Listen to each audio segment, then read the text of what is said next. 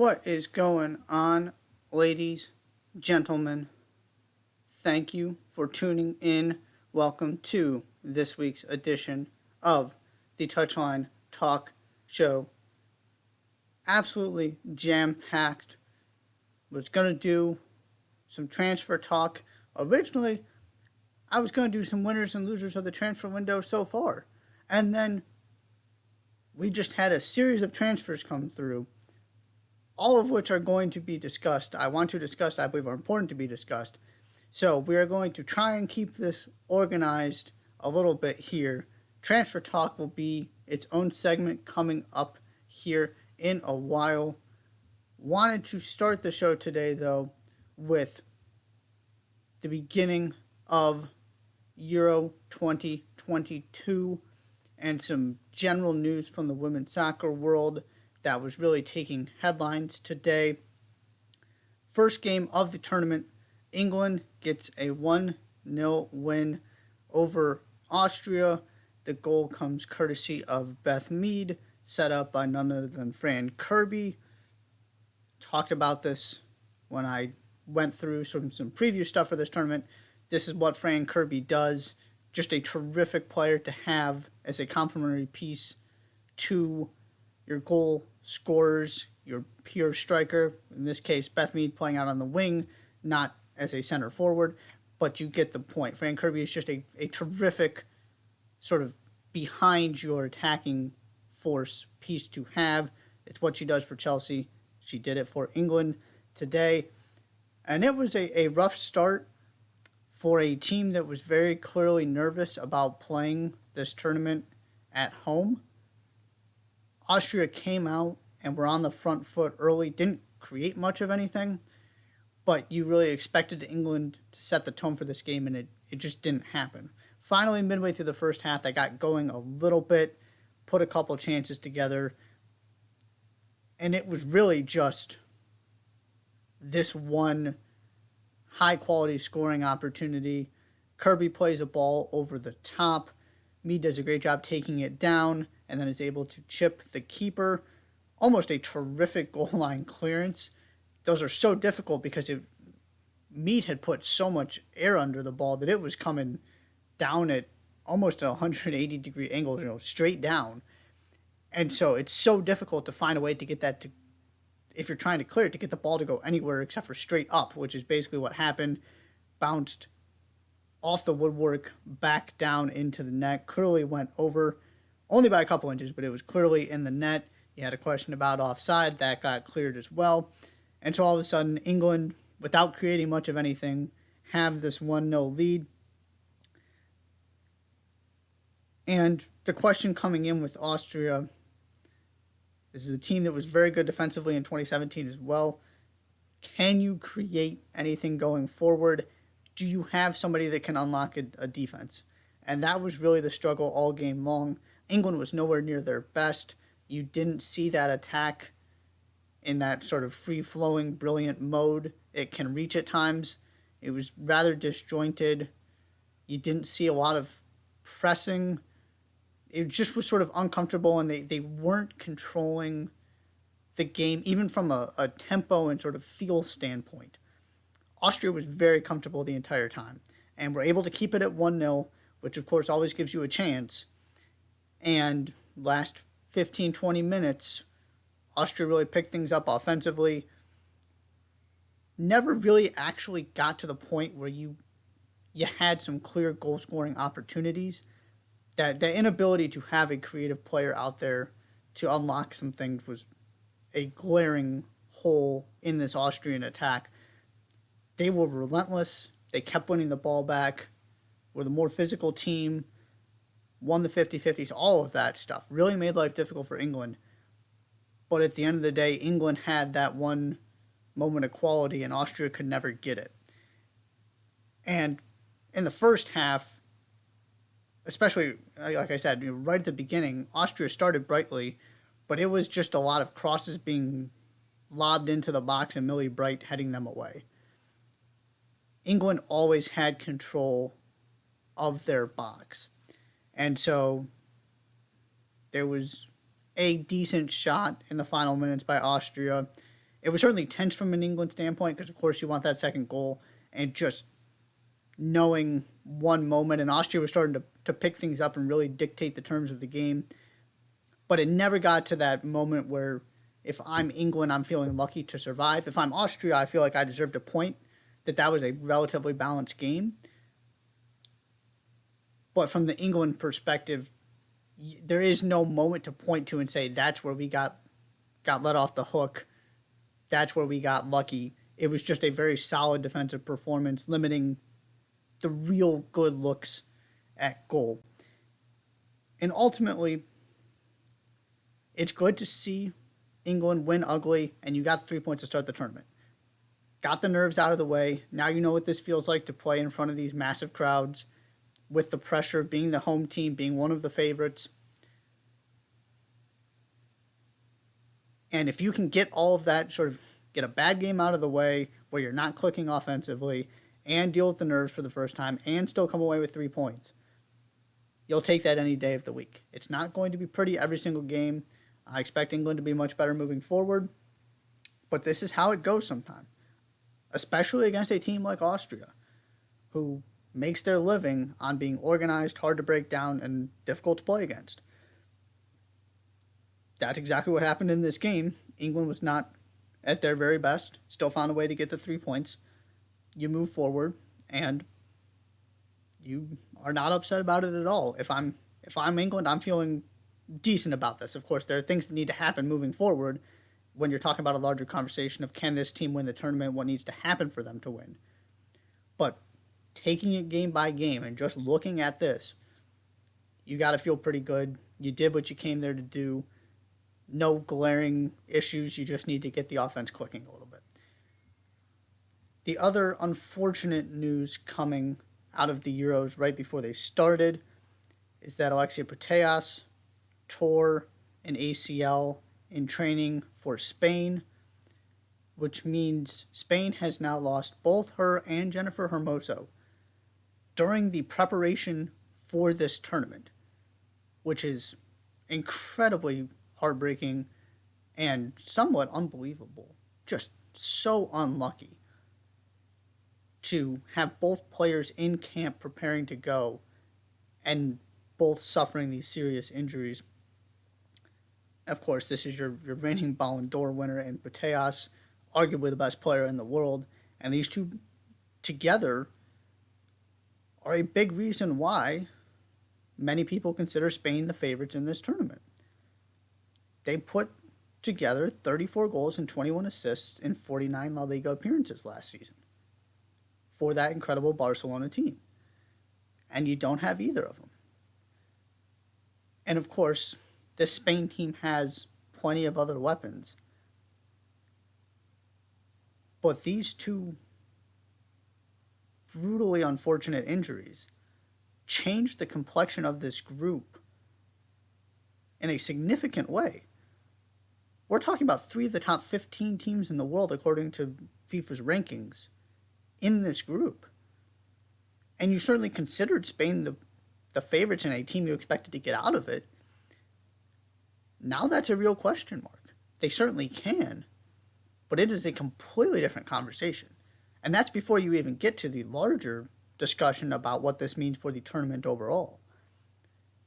And the other thing I want to throw in here is I've been harping on this with Barcelona, but just from a legacy perspective and what this team means to the sport on the women's side, this group of players, and the overall sort of hierarchy. You have the opportunity to finally topple Lyon to win a Champions League. You get beat pretty soundly. You have the opportunity to bring the core of that team, led by Putellas, into the Euros and get a trophy and become champions of Europe, which can still happen, but now you don't have Putellas and Hermoso to be part of that equation. That was one of the things I was really looking forward to about this tournament, because I'm fascinated with this overall sort of rise to dominance and just what this Barcelona team means it's a fascinating discussion because of the way this sport is set up between the NWSL, your traditional Champions League powers in Europe, and now Barcelona is trying to get to the point where they are viewed as the best team in the world with all of these incredible players. And one Champions League isn't enough to do it. You missed an opportunity here, and now whatever happens in this tournament, there's going to be an asterisk to it because you didn't have Putellas, which is just, heart goes out to her. Hopefully she recovers smoothly as quickly as possible and is back to her normal brilliant self sooner rather than later. Also, before we take a quick break here and get into transfers, wanted to address and explain some of the things going on with Barbara Banda in AFCON. Because there's a lot of information going around, and I'm going to try and dissect some of this and make it a little bit simpler to explain how we ended up where we are. Barbara Banda had 2 hat tricks for Zambia at the Olympics and appears to be on her way to Real Madrid. One of the rising young stars, one of the most exciting young talents in the sport.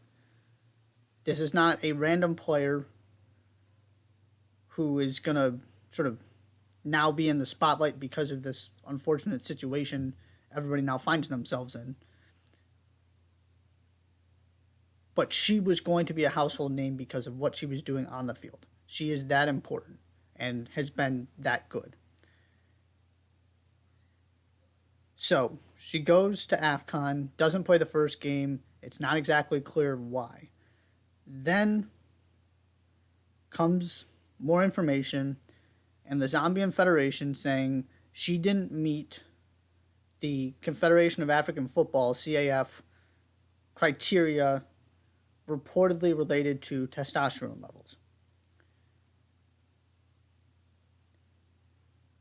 And so the Zambian Federation is saying there is the CAF criteria for this tournament was not met. The African Confederation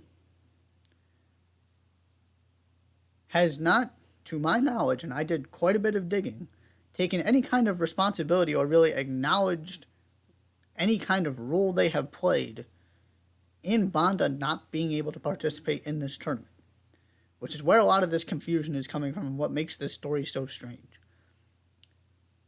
It is actually unclear why, from a who made the decision that she is unable to play. It is unclear. It seems to be clear that this is a issue related to testosterone levels, which of course gets down an entire rabbit hole. Don't want to dig into that right now. But I would like to highlight the importance of transparency here and the lack of it in this process. And how unfair that is to Barbara Banda. It would be great if somebody could say, here is actually the series of events that unfolded.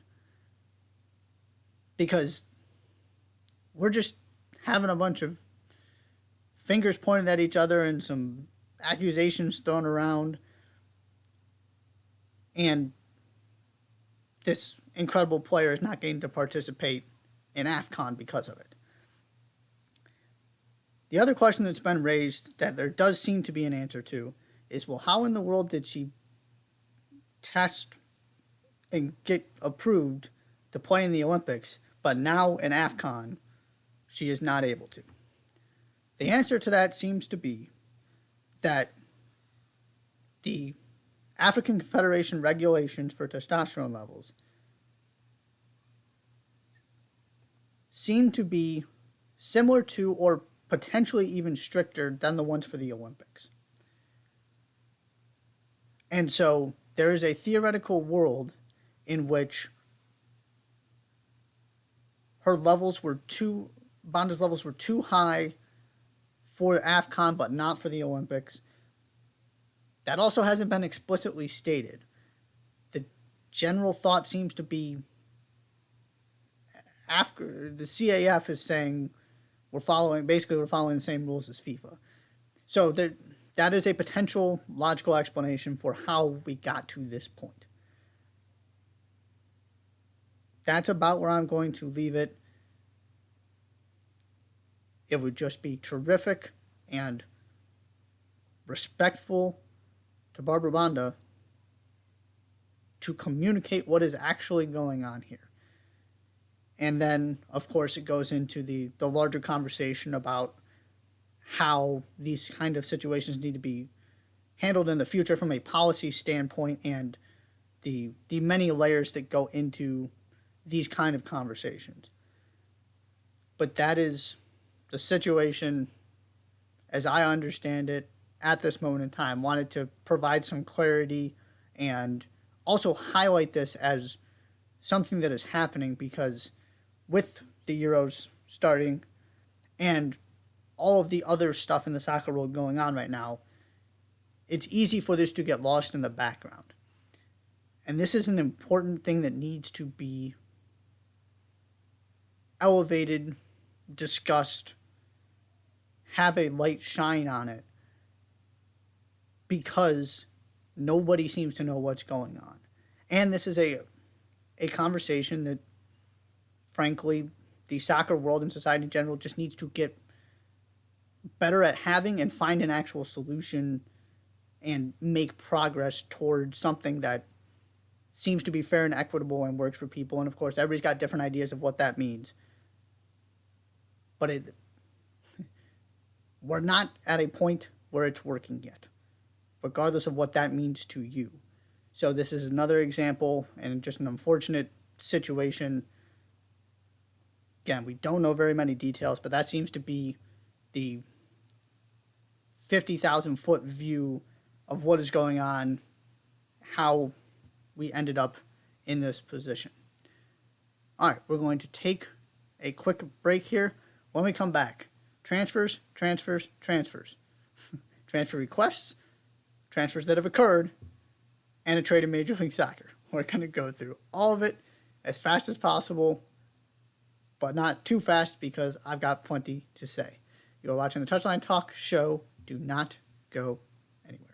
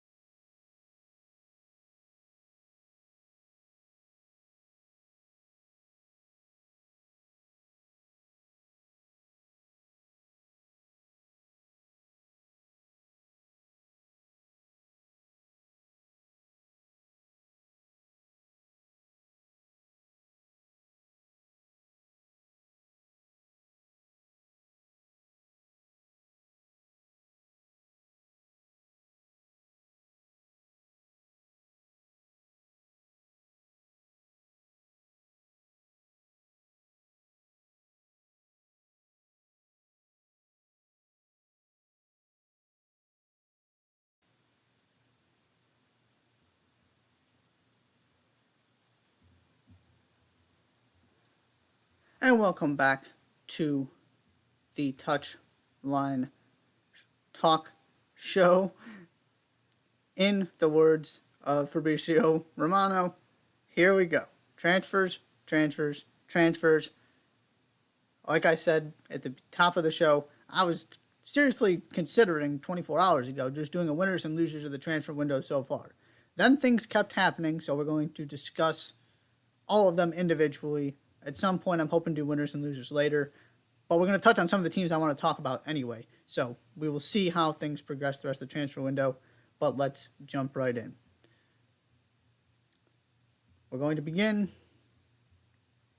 with what is going on at Manchester United and Cristiano Ronaldo.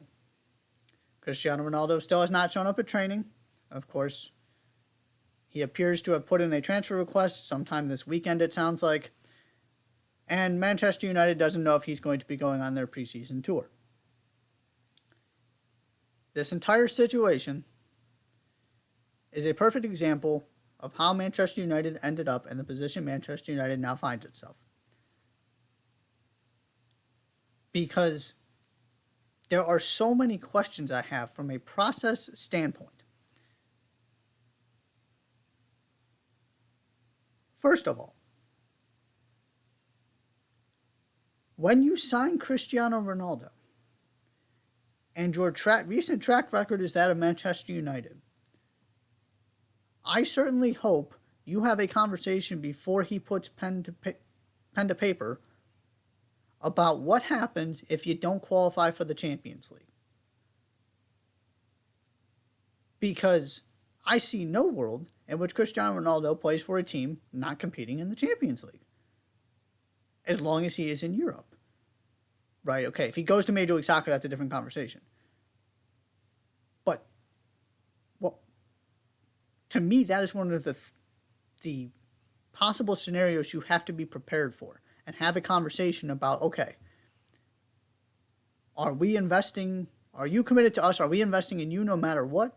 Or is there an understanding here, you're going to ask to leave if we don't qualify for Champions League? Because Manchester United cannot be assuming Champions League is a guarantee every single year. That is incredibly arrogant if that is basically what happened and thought, well, we have Ronaldo, we're in the Champions League this first season, we'll figure it out down the road if it gets there. Yeah, well, here you are after your worst season in the history of the Premier League. Second, what did Cristiano Ronaldo expect coming in? That's the other side of this same point I'm trying to get at here. Did Ronaldo assume he was going to be able to guarantee this team a spot in the Champions League? Did he think he was going to be okay if they didn't make it and then all of a sudden changed his mind? Why did it take Ronaldo this long to hand in a transfer request? Because it does not sound like this has anything to do with something that's happened recently. This has to do with the fact that Manchester United is now in the Champions League next year, which is an entirely reasonable rationale from Ronaldo's standpoint. I would be stunned if he was happy at Manchester United without a Champions League. But it just seems like neither side actually prepared for this scenario. When United's recent track record, and to a certain extent Ronaldo's, suggested this was a very real possibility. And then the question becomes, so that's the process issues I have of, right, it's not just that Manchester United has made mistakes. It's that arguably the two highest profile transfers and sort of names in this recent era are Pogba and Ronaldo. Both of them look like they might be on their way out. Pogba certainly is. And what is the narrative surrounding both of them? It seems like Manchester United didn't really have a plan. They didn't know what they wanted to do with Pogba. He's played all over the midfield in these different positions. Ronaldo was not suited to be on the team last year. And while he doesn't get as much, to me, he doesn't make them better criticism is a little overblown because of how many important goals he scored. But he and Ralf Rangnick's style do not match at all. So it goes back to process of what was the rationale and the thought behind those moves and how they were going to play out and how those players were going to fit into what you wanted to do as Manchester United. Okay, so that's the first part. Now looking forward. If you're Manchester United, I mean, the reports are that they're trying to hold on to him and they're trying to fight this. My question is, what is your incentive in keeping him? Because there's only one answer, and it's the fact he's Cristiano Ronaldo. And to that I say, okay, you're Manchester United. You are that concerned about your brand that you're going to hold Cristiano Ronaldo against his will, basically, because you're worried you can't generate the kind of publicity and money you want without him? What does that say about you as Manchester United? Because on the field, you're not in the Champions League. You got a new coach. And you have so much work to do. This is a rebuild, not a retooling. How does Ronaldo help you do that?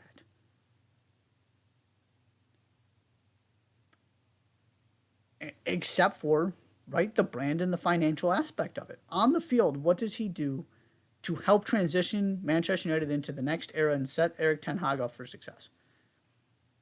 He'll give you some goals in the short term. Great. I also, that's me saying I also don't understand why United is digging in so much on this.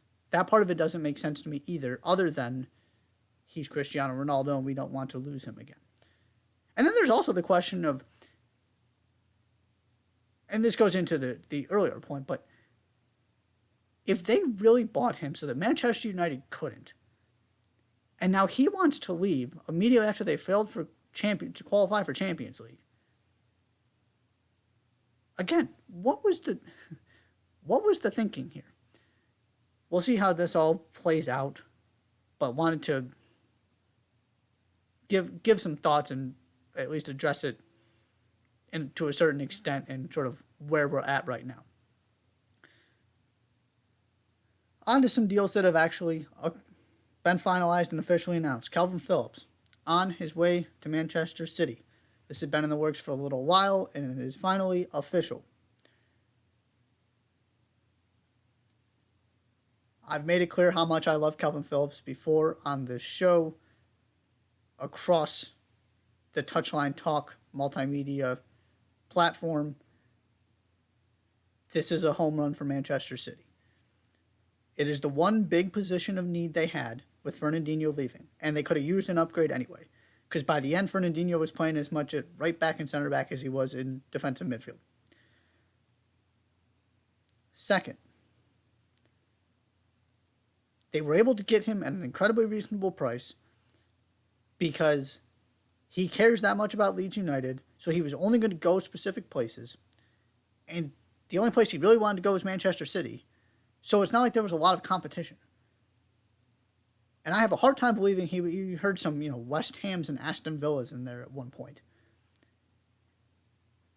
The only way I could ever see that happening was if Leeds got relegated. I don't, for a second, believe Calvin Phillips was leaving for a team that didn't offer Champions League, assuming his other option was to play in the Premier League with Leeds. So he gets everything he is looking for in this move, and Manchester City are able to do it at a reasonable price, basically at the cost of one player we're going to get to in a minute here, who they have sold, and it's a similar price tag.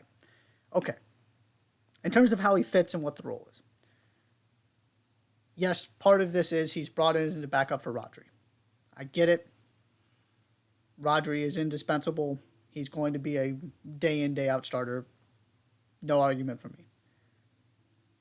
But what I like about this from City's perspective is kind of two different things. One, it looks like Raheem Sterling is also on his way out to Chelsea. So that means you have lost at least 2 wingers. Potentially 3, depending on how Bernardo Silva factors into this. And yes, he's played more midfield than winger recently, but you get my point. So what Calvin Phillips allows you to do is he allows you to invert that midfield.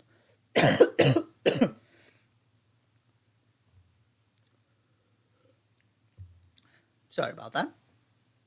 And play with 2 holding mids and Kevin De Bruyne in front. And then that gives you the opportunity for, Mahrez, Phil Foden, who am I missing? Jack Grealish, to play as those wide players, because now you actually have center forwards too. And he gives you something different than Rodri. Rodri is very much possession, tempo setting, all of that stuff. Calvin Phillips is more of a destroyer, And to me, his passing is criminally underrated. So those two guys together give you this great balance and plenty of defensive cover, both from a controlling tempo and holding onto the ball standpoint. And now you have somebody who's going to cover an incredible amount of ground in Calvin Phillips.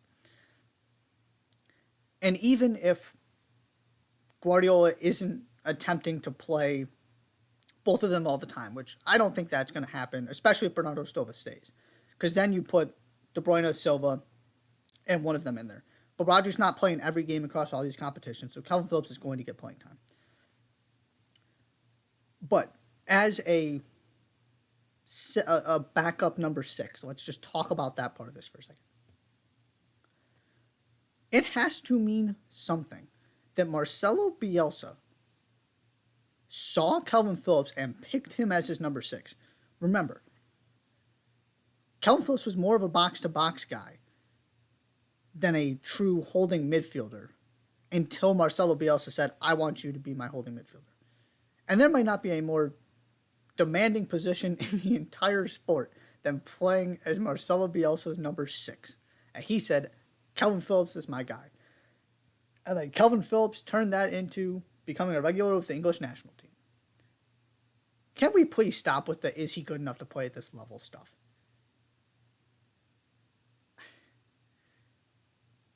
There's a reason Pep wanted him. There's a reason he made this jump. He is more than capable of doing this. I am tired of people questioning him, and hopefully maybe now that he's playing in higher profile games, I don't have to go around telling people how great he is because nobody watches Leeds. We'll see. But I love this for him, the way he went out at Leeds, and for Manchester City. It checks every single box for everybody involved. And then Leeds turned around and immediately got his replacement in U.S. international Tyler Adams. Also love this move. And the first thing I will say, especially to people that don't watch the U.S. men's national team on a regular basis, to fully appreciate Tyler Adams, you have to watch him play in person. I was at a Champions League game when he was coached by Jesse Marsch and played at PSG when they were both at Leipzig at the beginning of last season. I had seen Tyler Adams play plenty with the U.S. men's national team. Had seen him play with Leipzig, had seen him play with the New York Red Bulls. It was eye-opening how much of a monster he is in the ground he covers and the way he just pops up everywhere. It is remarkable. So in terms of replacing Calvin Phillips, this isn't just some dude you're bringing in. This is a guy who's been playing at one of the best teams in Germany and getting on the field fairly regularly. Now, that changed, which is why when Jesse Marsch left and sort of Red Bull Leipzig became something different. And the transformation was complete, where Jesse Marsch looked at it and said, I can't coach this team the way I want to. I thought this was exactly what I wanted in my dream job, and it turns out it's just not. That's when this turned for Tyler Adams, too. Because Tyler Adams is very much a Jesse Marsch type of player. So now you need somebody to go cover that position because you just lost Calvin Phillips. He wanted out. They're reunited again. And I love that Jesse Marsch is betting on himself and his philosophy here, both with Aronson and Adams. Because it's easy to look at it and say, guys he's coached before, U.S. internationals, MLS products. He's just bringing in the U.S. to Leeds, which to a certain extent is probably true. And he deserves credit for that, too, because we still live in a Ted Lasso world where you take a lot of flack for being an American in the Premier League. But I also look at this, and I laid it out for Brendan Aronson, too. These guys are not just people he knows. They are perfect fits for what he wants to do. There's a reason he keeps going and getting them. They do the things he wants. He is building this team in his image. And the fact that it's a couple U.S. internationals is just icing on the cake. Huge fan of this move as well. So the way Manchester City are financing Calvin Phillips, maybe not directly, but the money was very similar to what Arsenal is paying to sign Gabriel Jesus. Before we get into sort of the concerns and how he fits with Arsenal, I want to run some stats by you.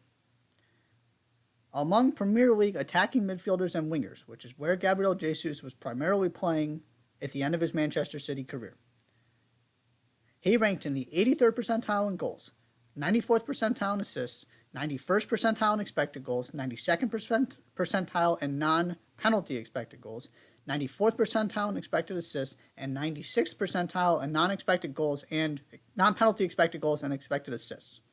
So basically, expected goal creation per 90 minutes. That is among Premier League attacking midfielders and wingers. Because he was never a regular starter, his numbers didn't really look all that impressive. But from a production per minute standpoint, he was outstanding. And yes, some of that has to do with the fact that he was playing with the best players in the world. They had the ball all the time. And it's very easy to, especially when he was playing, even if he was playing on the wing, but especially in the middle, it's very easy to go find yourself in good opportunities. Raheem Sterling has made a living out of this, right? Of just tapping goals, very quality looks because you're passing the ball, pinging it all over the place, and all of a sudden you've got somebody at the back post and it's just there to slide home for you. So I get that. But also 94th percentile in expected assists. He is a very, very good player who is more than capable of being the guy to lead a line at a club like Arsenal. My slight concern here, and it is slight, is how the move back to the middle works. Because it certainly seems like he enjoyed his time on the wing. I certainly hope Arsenal are bringing him to be the number 9. Because if he's out there on the wing, I've got some different questions about this signing and the approach they're taking. But it certainly seems like he's going to be the number 9. Which, he's more than capable of doing. It just that's not what he has been recently in his career. I'm not overly concerned about it. If you ask me, if I got to make a prediction, it's going to be fine. He's going to be very good for Arsenal. If it goes wrong, to me, that's part of this, is some sort of clash and discontent about whether it's taking him a long time to sort of get back to being an out-and-out number 9, or he's unhappy doing that. To me, that's where this goes badly if it does, but I don't see that happening. For Arsenal as a whole, this signing gives you an option you feel good about at every position on the field, which is something you could not say about Arsenal in recent seasons. Does that mean there are no places for them to upgrade? Of course not. But if you look at the different positional groups, strikers, wingers, midfielders, center backs, outside backs, goalkeeper, you have 1 or 2 players at least you feel really good about in all of those spots. This is coming together and good for Arsenal to the extent they can, sort of doubling down on last season and saying, okay, we need to go figure out the number 9 position. That didn't work for us last year. We're going to go get Gabriel Jesus for a decent price because Manchester City were kind of always going to be willing to let him leave this summer, contract running down, all of that stuff. So this is a good piece of business too. He just hasn't been in this position before, so he needs to actually prove he can do it. But I'm confident he can. Also in North London, Richarlison has moved to Tottenham from Everton. This is a rather terrifying proposition for the rest of the Premier League, in the sense that if you want a player to complement the attacking duo Spurs already have, I can't think of any better than Richarlison.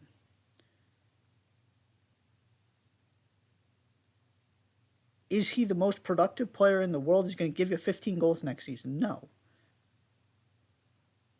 But just imagine what would happen if Harry Kane picks the ball up and has Son on one side and Richarlison on the other.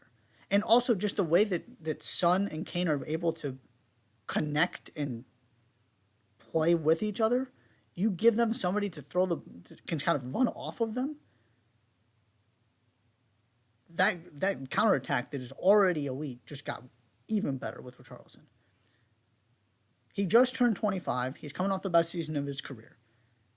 This kind of move was going to happen at some point because he's exceptionally talented. I have my frustrations for other reasons we're not going to discuss today. But he had that season with everything going on at Everton.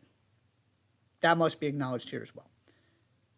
These are the kind of signings you get to make when you know you have Champions League money coming in next season. It allows you to, he's not going to play every game. I'm sure he's going to be an impact substitute for a significant portion of the season. Maybe not significant, but that's going to be part of his job here. I would have to believe. But that's fine. Whether it's rotating the squad a little bit for a Premier League game, you know he can go score goals in the Premier League, whether it's getting through the group stage of the Champions League, or that guy to give you something different in the knockout rounds of the Champions League, should Tottenham get that far. He gives you something different and something you know you can rely on him to be a productive starter in the Premier League. It doesn't raise the ceiling of this team for me. But again, it's those depth signings where you can start looking around what Manchester City and Liverpool have been able to do, and you go, and it's sort of even Manchester United to a certain extent with their financial power. Just go, geez, look at that bench. You bring guys on, you don't miss a beat, you've still got incredibly gifted players out there, all of that stuff. That's an area Tottenham has been lacking without the financial benefits of being in the Champions League. Now you're back. These are the kind of moves you get to make. Another way that allows you to make moves is selling Erling Haaland. Borussia Dortmund have wasted no time spending all of this money they're going to receive from Manchester City for his services. One of those players they went and bought was Sebastian Haller. Again, this was rumored for a very, very long time, but it just became official on Wednesday. This is fascinating just from the career trajectory standpoint of Sebastian Haller, who made his big money move to West Ham, did very little in the Premier League, went to Ajax, all of a sudden became the most prolific goal scorer in the Champions League, and is now back at a high-level European club. That's disrespectful to Ajax. A elite team in a top 5 league. That's how I will put this. He had 21 goals in the Eredivisie last year, 11 in 8 Champions League games. And he is a very good fit for what Dortmund do. They are not exactly Ajax, but the free-flowing creativity, sort of loose, expressionist idea of and philosophy of how you play suits Haller really well. If you look at the differences between Ajax and the Premier League, right? Ajax is much more open, on the front foot, aesthetically pleasing. West Ham, generally very direct. It's a lot of just sort of, balls over the top, trying to win 50-50s. They got away a little bit from that, but the Premier League is just a more physical, and outside of, Manchester City and Liverpool to a certain extent, right? It's just not the same. He struggled in that environment. To me, what he is going into is much closer to Ajax than it is to the Premier League, which suggests he's going to have an awful lot of success. And also, it just might not have worked in England for whatever reason, because he was able to pick himself off real quickly and did just fine at Ajax. And Dortmund was one of the teams I wanted to talk about, because this is signing number 7 of the summer. Not going to go through all of them, but they have acquired one of the most impressive players in the Champions League last year in Sebastian Haller. Two center backs and Nicolas Sua and Nico Slaughterbeck in a position they just cannot, for whatever reason, figure out how to get reliable players in there. Those are the two I've been most excited about. I mean, maybe when they re-sign Mats Hummels. But outside, I might be more excited about both of these than Hummels. They needed to upgrade that position, and I feel like they did it in a big way. And they also signed one of my personal favorites, Karim Adeyemi, from Red Bull Salzburg. Scores goals left and right. Another guy who would perform well in the Champions League. I am a big believer in if they do it in the Champions League, it's going to translate. I talked about this with Erling Haaland. Talked about this with Darwin Nunez to a certain extent. And it's Karim Adeyemi too. These guys are playing, and Sebastian Haller as well, right? Ajax was playing really good teams last year. Both these teams got out of their groups, Red Bull Salzburg and Ajax. These players were big reasons why. They are used to that environment and that level of play. I don't think they're going to have any issue translating to the Bundesliga. So this is not my favorite move Dortmund has made, but that's not because of Haller. That's more because I love some of the other stuff they've done. But they filled the gaping hole, and they answered the question of what are we doing at the number 9 position. I am very, very fascinated to see what Sebastian Haller in the Bundesliga, sort of Haller 3.0 or maybe even 4.0 if you go back before West Ham, looks like. Finally, before we take our break, one more transfer thing I want to address, and it's a trade more than a transfer. It is not official yet, but there is reportedly, in these next couple days as the MLS transfer window opens, a series of transactions that are going to happen here. Starting with Alejandro Pozuelo being traded from Toronto to Inter Miami.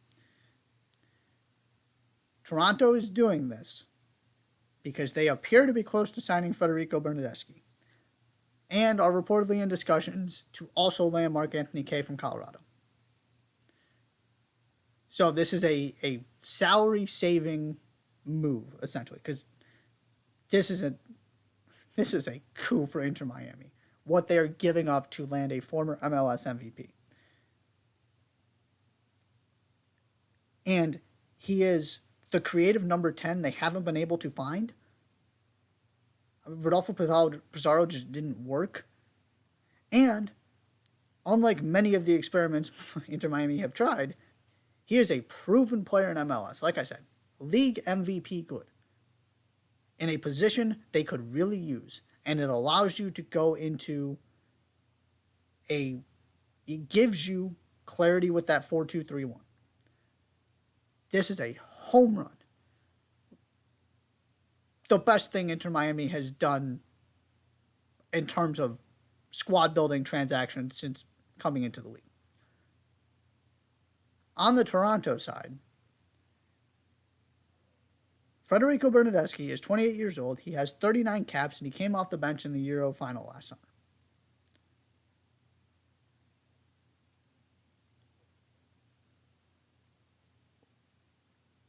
Is this not exactly the kind of player MLS should be targeting from a brand awareness and sort of raising the international profile standpoint? And of course, the other part of this is you need to sign those up-and-coming players who are on their way to Europe to establish yourself as a selling league and a place where players develop well and are prepared for Europe. That's very important too. I'm looking at this more from the branding standpoint, though. In a league known for being the place where these high-profile internationals that spend most, if not all, of their career in the top 5 leagues in Europe go in their mid to late 30s, Toronto has landed 2 guys who are European champions, if this Bernardeschi deal comes to fruition, and still in their prime. Not 32, late 20s. Maybe Insigne's 30 at this point. I'm not sure off the top of my head. I know he was close. But point being, you're going to get multiple years of prime production from these guys. I want these kind of players, right? So Bernadeschi, he never was able to come anywhere close to locking down a starting spot at Juventus. He was going up the Italian chain because he was really productive early in his career, and then right, Juventus buys all those young players that are doing well at other clubs, and he always played. He's gotten himself plenty of appearances with the Italian national team, but he was never a real starter. He was always just a role player. Those kind of players, if they want to have higher, more responsibility and a bigger role, are typically the ones you then see go quote unquote down a level, right? Whether that's going to a Roma or a Fiorentina or something, or the team that always used to get thrown in there for the Premier League was Everton. Maybe it's more like West Ham now, or a Bayer Leverkusen, Borussia Mönchengladbach. You get the point. Lille, Marseille. He's coming to Toronto. It's the same idea with the Cucho Hernandez signing for Columbus. These guys have options in Europe. Plenty of teams would be happy to have them. And they are choosing Major League Soccer. I will take that all day long. I hope this comes to fruition, and if they get Mark Anthony Kaye somehow during this secondary window too, I will go to... Mark Anthony Kaye is right up there on my list of favorite midfielders, a couple spots behind Calvin Phillips. They need somebody who is going to bring some toughness, some grit, and some intensity to that midfield, because they are awful defensively. And that's where I'll end this. Is Bob Bradley obviously knows him for their time at LAFC together. He is... If you can't fix the actual defenders at this point, getting a guy like Mark Anthony Kaye is about as good as you can do in terms of actually addressing the problem. Because Lorenzo Insigne and Federico Bernardeschi are not solving the issue for Toronto. The issue is they are horrible defensively. They're going to be awfully fun to watch. They've started to get it going a little bit. But they got plenty of work to do. And if they don't clean things up defensively, I don't think it will be humanly possible for them to score enough goals to get where they want to be by the end of the season. Mark Anthony Kaye is a guy who can help you bring down that goals allowed number and get them to some kind of respectable defense. And then you bring this attacking talent in, and all of a sudden, you might have something.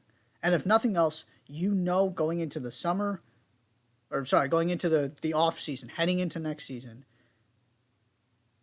if you at least get Bernardeschi, you have two Italian international wingers. That's what your team is built around. You know where you spend your money and how to sort of... The entire focus is complementing them and figuring out how to be better defensively. So even if it doesn't work this year, and, Insigne, it sounds like he's still going to be a couple weeks. He's not going to be ready to go immediately now that he will be eligible this weekend. So it might be a lost cause this season. But bravo to Toronto for being able to sort of retool this thing this quickly and get themselves going back in a direction where at least you know who you are and what you're trying to do moving forward.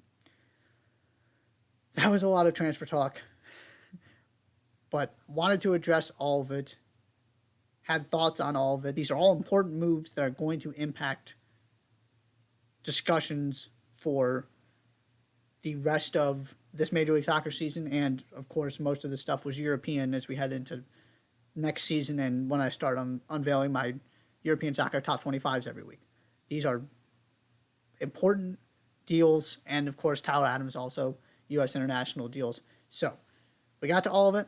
We're going to take another quick break. When we come back, end it like we always do with our weekend look ahead to the top games to be aware of over the weekend.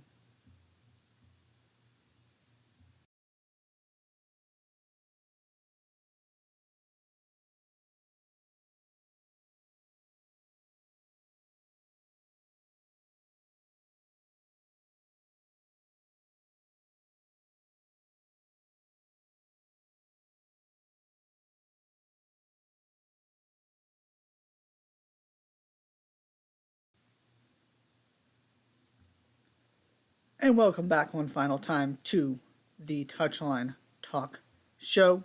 As promised, it is time for the weekend look ahead. We're going to try and sort of balance this between the Euros and Major League Soccer.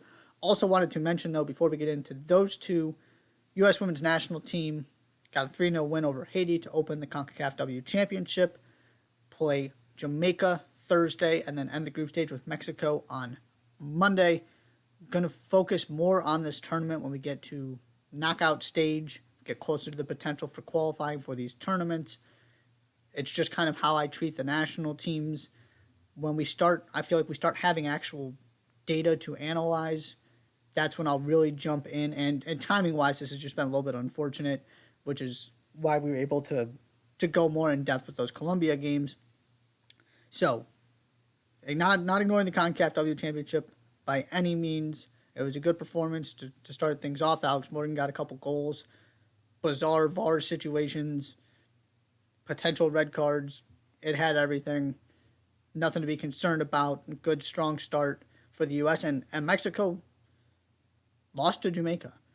So all of a sudden, this group has gotten rather interesting, and now U.S. has a chance to really take control with a win over Jamaica Thursday before facing Mexico Monday. Okay. Games to pay attention to at the Euros between now and Monday. Norway, Northern Ireland is the game Thursday. Ada Hegerberg making her return to major tournaments, and Northern Ireland making their major tournament debut. Lots of interesting storylines there. Friday, Spain and Finland, Germany and Denmark. What does Spain look like without these two incredibly gifted attacking players we talked about in the first segment? And how does this group start off? I said it before that this was the most competitive group. It is absolutely the most intriguing competitive group you've got in this tournament now. Who can get the 3 points to start? Can Spain get 3 points against what looks like the weakest team in this group? Because if you don't beat Finland, good luck trying to recover points against Germany and Denmark.